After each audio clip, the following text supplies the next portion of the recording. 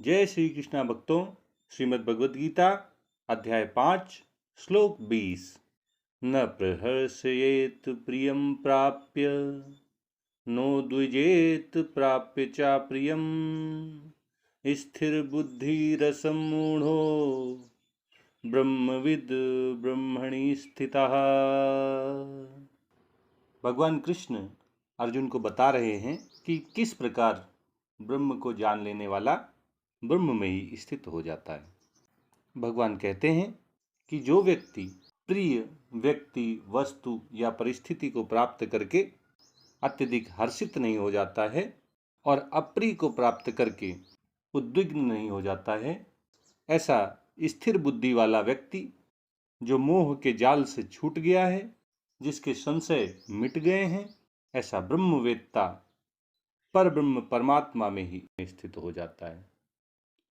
भगवान कृष्ण ज्ञान की प्राप्ति द्वारा पर ब्रह्म परमात्मा तक पहुंचने का मार्ग अर्जुन को बता रहे हैं।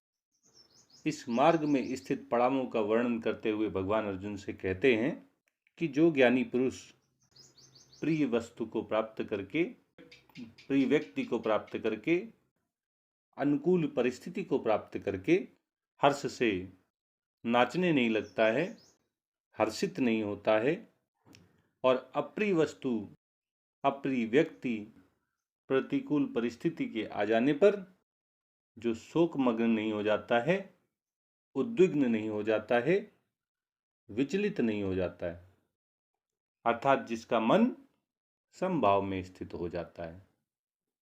बाहर की परिस्थितियां, अन्य व्यक्ति, अन्य वस्तुएं जिसे प्रभावित नहीं करती हैं।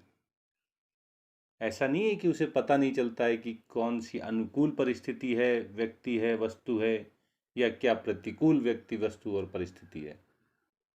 उसकी बुद्धि बराबर काम करती है, लेकिन किसी व्यक्ति, वस्तु या परिस्थिति के प्रति उसके मन में न तो राग रहता है, न द्वेष रहता है, न आसक्ति का भाव रहता है और न घृणा का भाव रहता है, जिसके कारण किसी व्यक्ति, वस्तु या परिस्थिति से ऐसे व्यक्ति का कोई संबंध नहीं रह जाता है और संबंध न होने से ही उसमें हर्ष और शोक नहीं उत्पन्न होते हैं। संसार में बहुत सारी घटनाएं हो रही हैं, अच्छी भी हो रही हैं और बुरी भी हो रही हैं, लेकिन वे हमें व्यथित नहीं करती हैं, हर्षित नहीं करती हैं। उनके कारण हमारे हृदय में हर्ष और शोक उत्पन्न नहीं होते हैं। लेकिन अगर वही घटनाएं हमारे घर परिवार में, हमारे मित्रों के साथ, हमारे संबंधियों के साथ हो जाती हैं, तो उन्हीं घटनाओं, चाहे वो प्रिय हो या अप्रिय हो, हमारा हृदय हर्ष या शोक से भर जाता है। तो इसका क्या मतलब हुआ? यही मतलब हुआ ना कि वस्तु, व्यक्ति, घटना, परिस्थिति हमारे हृदय को ये प्रभावित नहीं करती हैं। हमें प्रभावित करते हैं व्यक्ति, वस्तु, घटना और परिस्थिति के साथ हमारे संबंध, हमारे मन में उनके प्रति आसक्ति, राग, द्वेष या घृणा, यही हमें प्रभावित करते हैं। और इसलिए अगर हमारा मन समभाव में स्थित हो गया है तो बाहर की अनुकूलता या प्रतिकूलता, प्रिय व्यक्ति, वस्तु, घटना या परिस्थिति अथवा अप्रिय व्यक्ति, वस्तु, घटना और परिस्थिति, इनका हमारे ऊपर कोई प्रभाव नहीं पड़ता है।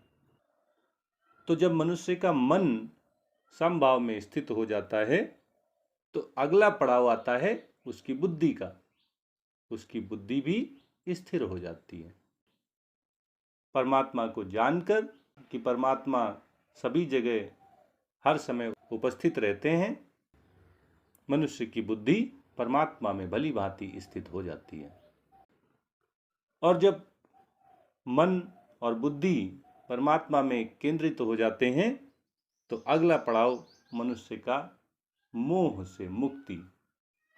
उसके सभी मोह भंग हो जाते हैं, वह मोह के जाल से छूट जाता है।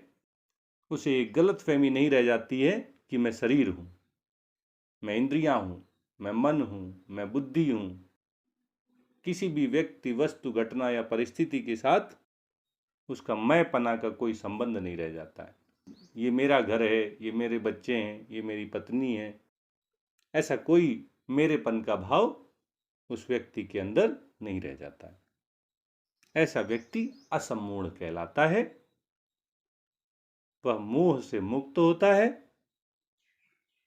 उसमें कोई संशय शेष नहीं रह जाता है।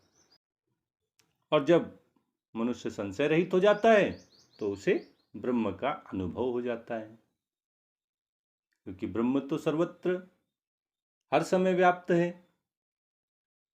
हम चूंकि स्वरूप में स्थित नहीं हैं, अभी हमारा ध्यान संसार की ओर लगा हुआ है, इसलिए हमें उन सर्वव्यापी परमात्मा का अनुभव नहीं हो पा रहा है। जैसे ही मनुष्य की बुद्धि स्थिर हो जाती है, मनुष्य मोह के जाल से छूटकर संशय रहित हो जाता है, तब उसे ब्रह्म का अनुभव हो जाता है। ऐसा व्यक्ति ब्रह्मवेत्ता कहलाता है। और जो व्यक्ति ब्रह्म को जान लेता है, जिसे आत्मस्वरूप का बोध हो जाता है, जिसे परमात्मा तत्व का ज्ञान हो जाता है, जिसे परब्रह्म परमात्मा की अनुभूति हो जाती है, ऐसा व्यक्ति उन्हीं परब्रह्म परमात्मा में सदैव स्थित रहता है। एक बार परमात्मा का अनुभव हो जाने पर, उनकी अनुभूति हो जाने पर, वह सभी परिस्थितियों में हर समय परमात्मा में ही स्थित रहता है।